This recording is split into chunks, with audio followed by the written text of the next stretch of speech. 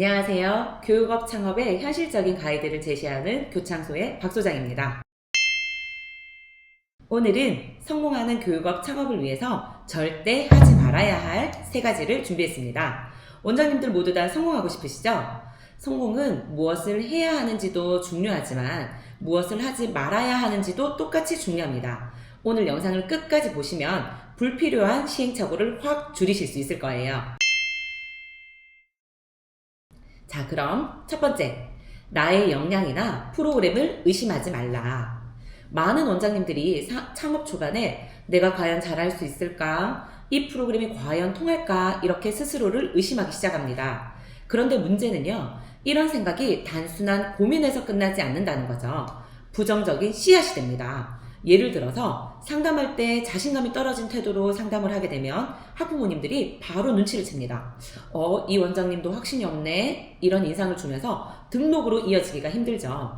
또 같은 맥락으로 이 프로그램에 확신이 있다면 원장님의 자녀도 이 프로그램으로 가르쳐야 하잖아요. 그런데 많은 원장님들께서 우리 아이를 같이 가르치면 학부모님들이 싫어하시지 않을까 하는 염려를 하시게 됩니다. 하지만 이건 구더기 무서워서 장 못 담그는 상황인 거죠. 프로그램에 대한 확신이 있다면, 그리고 나의 역량에 대한 확신이 있다면 그건 아무 문제가 되지 않습니다. 뭐든 좋은 것을 자녀에게 주고 싶은 학부모의 마음은 똑같으니까요.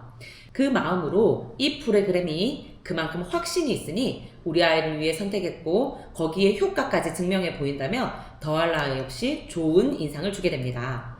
즉, 프로그램이나 원장님의 역량이 아니라 원장님의 가진 확신이 학부모에게 전달된다는 사실 꼭 기억하세요. 성공하는 교육업 창업을 위해 절대 하지 말아야 할 2번째, 정기 상담을 등한시하지 말라입니다.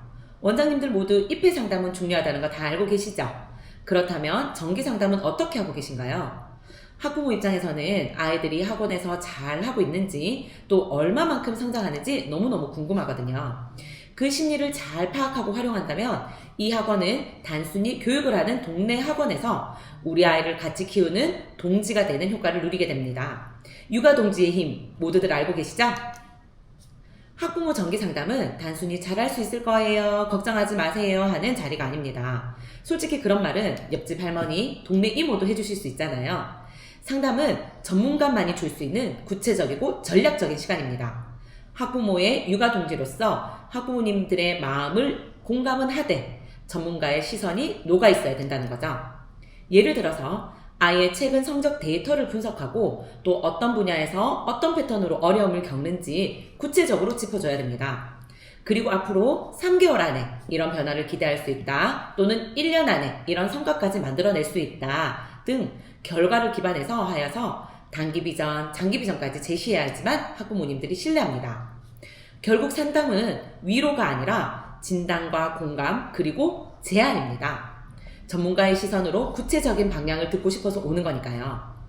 따라서 상담을 절대 가벼이 여기지 말고 아이의 데이터를 분석하는 전문가 모드로 접근하세요. 이것이 상담에서 승부가 갈리는 핵심 포인트입니다. 성공하는 교육업 창업을 위해서 절대 하지 말아야 할 3번째, 자기 발전을 게을리하지 말라입니다. 이건 모든 사업에 해당하는 내용이기도 한데 유독 교육업을 하는 원장님들이 이 부분을 조금 가벼이 여기십니다. 그럼 원장님들이 게으르냐? 그건 아니고요. 이렇게 되는 이유를 한번 생각해 보면 교육의 내용은 늘 똑같잖아요. 머릿속에 있는 지식을 전달하는 거니까요. 그리고 그 결과도 분명하기 때문에 그 자리에 계속 머물러 계시기 쉽다는 거죠. 그리고 그 속에서 만족하고 계신다는 거죠. 하지만 교육의 내용은 변하지 않더라도 교육 시장은 늘 변화하고 있습니다. 아이들의 학습 습관도 변하고 교육 과정, 즉 지식을 전달하는 방법도 달라지고 학부모님들의 기대도 계속 달라집니다. 심지어 홍보 방식도 하루가 다르게 변하고 있죠. 그런데 원장님이 공부를 멈추고 홍보 방식을 업데이트하지 않는다면 어떻게 될까요? 결국 학부모와 학생들에게 구식이다 하는 인상을 주게 됩니다. 예를 들어서 10년 전 방식 그대로 전단지 홍보만 계속하고 있고 그리고 그것도 하지 않고 입소문만 바라고 있다면 지금 시대 학부모님들에게는 크게 와닿지 않습니다. 또는 새로운 학습법, 교구, 프로그램이 계속 나오는데 관심을 안 가지면 이 학원은 발전이 없구나 라는 이미지로 굳어질 수 있죠. 성공하는 원장님들의 공통점은 끊임없이 배우고 또 받아들이고 변화한다는 겁니다.